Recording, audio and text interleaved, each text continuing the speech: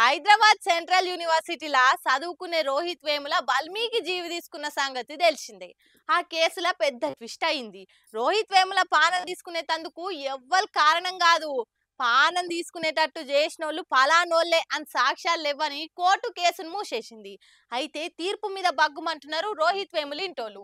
విద్యార్థుల సంఘాలు పోలీసుల తీరు వల్లనే గిట్లయిందని బాధపడుతుర్రు. రోహిత్ వేముల కేసు మళ్ళా వార్తలకొచ్చింది. రోహిత్ ను వేరేటోళ్ల వల్లని జీవి తీసుకున్నానేతందుకు ఆధారాలు ఏం లేవని కోర్టు కేసు మూసేసింది. ఇక ఆ తీర్పు చూసి రోహిత్ వేముల ఇంటోళ్ళు కిన్నులైనరు. ఎన్నటికైనా న్యాయం అవుతుంది అనుకుంటే గిట్లయిందేందని బాధపడ్డరు. ఇవాళ సీఎం రేవంత్ సార్ ను కలిసి రోహిత్ వేముల ముచ్చట్ల ఒత్తిళ్లతోని పోలీసోలు సరిగ్గా ఇన్వెస్టిగేషన్ చేయలేదు, మళ్ళా రీఇన్వెస్టిగేషన్ చేసి నిజాలు తేల్చాలని కోరిండ్రు. అయితే సీఎం సార్ దానికి సరే అన్నాడు. ఖచ్చితంగా కేసును మళ్ళా విచారణ జరిపించి అస్సలు దోషులెవలో కనుక్కొని కోర్టుకు అప్పజెప్పిస్తామని మాటిచ్చిండు. రోహిత్ వేముల ముచ్చట్ల ముందుగా సంధి కాంగ్రెస్ పార్టీనే అండగున్నది. ఏబీవీ పోల్లే రోహిత్ వేముల జీవి తీసుకునేందుకు కారణమైనరని అనే వరకు బీజేపీ కూడా అంతగా పట్టించుకోలేదు. రాహుల్ గాంధీ సారు హెచ్సియుకు వచ్చి మరి రోహిత్ వేములకు అండగుంటామని చెప్పిండు. న్యాయ పోరాటానికి సాయమైనరు. ఇప్పుడు కూడా కాంగ్రెస్ రీఇన్వెస్టిగేషన్ చేపిస్తామని మాటిచ్చింది.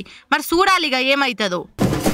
తెలంగాణలో పచ్చపాటి ఆనవాళ్ళన్ని దూర్చేసిండు కేసీఆర్ సారు. కానీ ఖమ్మంలో మాత్రం ఇంకా పసుపు పార్టీ జెండాలు మాడి చెట్టు కమ్మటి మామిడి పండ్ల లెక్కనే ఏలాడుతున్నాయి. తెలంగాణలో ఉనికే లేకుండా జుప్పు పట్టి పయ్యల గాలి లేకున్నా ఖమ్మంలో మాత్రం ఆ సైకిల్ కు డిమాండ్ ఉందట. ఎందుకంటారు? కామెంట్ చేయండి.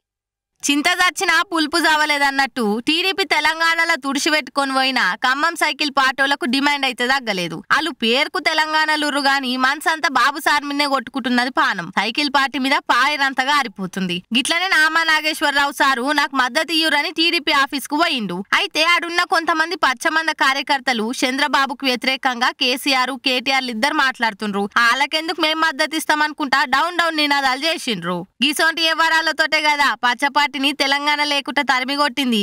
కానీ ఖమ్మంలో ఉన్న కొంతమంది ఇంకా పాడుబడ్డ సైకిల్ కు జీవగంజి పోసి బతికిచ్చే ప్రయత్నం చేస్తున్నట్టుండ్రు.